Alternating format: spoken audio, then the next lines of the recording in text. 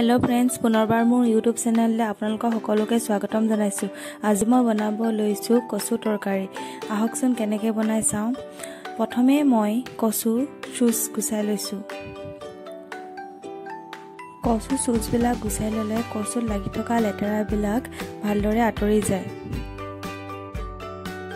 एतिया कचु चुज गुचुआ হৈ গৈছে। मैं देखुवा धरणे आपनालोके माजत फाली लई हरु हरु करी टुकुरा करी जाब। आरु जदि पातल হয় তেনেহলে आपनालोके माजत फालिबले प्रयोजन নাই, आपनालोके टुकुरा करी गले हबो।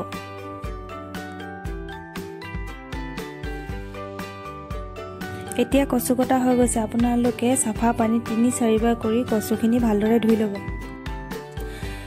कचु तरकारी बनाবলৈ सामग्री केबिध হল মই তিয়াই থোৱা বুট এবাটি লৈ লৈছো আৰু লৈ লৈছো কলা জিৰা,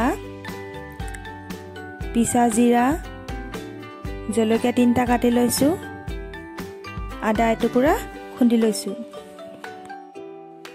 আৰু লৈ লৈছো হালধি এচামুচ, তেজপাত এখিলা, নিমখ এচামুচ আৰু জলকীয়া 3টা মান। प्रथमे मैं गैस तो ऑन करी केराहीखनत अलप पानी दी कचुर आठा पानी तो जाबर कारणे मैं प्रथमे बॉइल करि लम।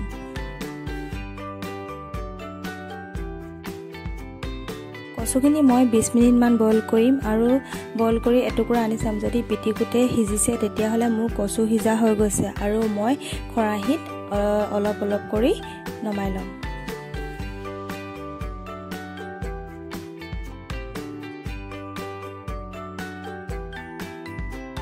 एतिया मैं केराहीखन बहाई अलप बेसी करी मिठातेल दिसु।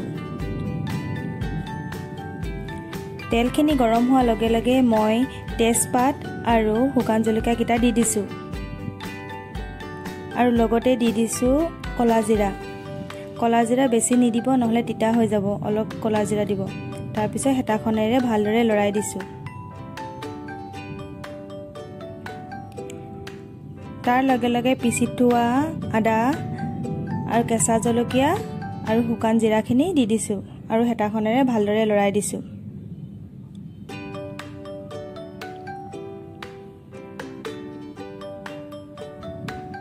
एतिया मसलाखिनि भजा হৈ গলে মই बुटखिनि दी दिम।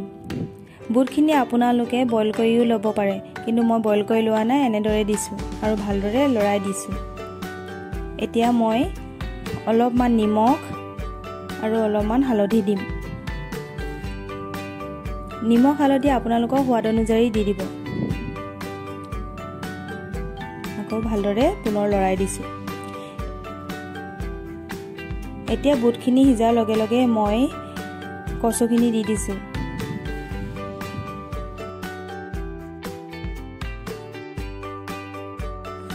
कचुखिनि दी दिया पिছত 4 रान भालदरे लৰাই कचुखिनि भालदरे हिजिबले मैं ढाकनखनेरे ढाकी दी दिम। এনেদৰে মই কেবাবাৰো কৰিছো। আপোনালোকে বাৰে বাৰে এনেদৰে কৰি লৰাই থাকিব। আপোনালোকে কচুত থকা পানীখিনি যেতিয়ালৈকে শুকাই নাযায় তেতিয়ালৈকে আপোনালোকে এনেদৰে বাৰে বাৰে কৰি থাকিব।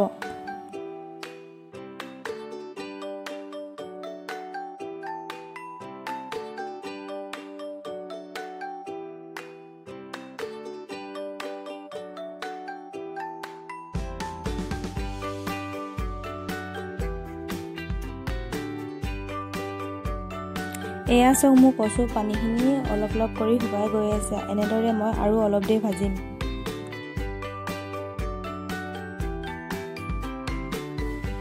एया मोर कचु हिजा হৈছেগে আৰু অলপ দেৰি মই ভাজিম।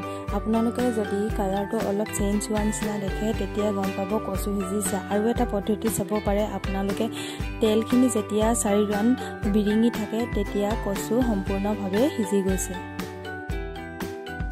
এয়া মোৰ কচু তৰকাৰী হৈ গৈছে। আপোনালোকে এনেদৰে বনাই গৰম ভাতৰ লগত পৰিবেশন কৰিব।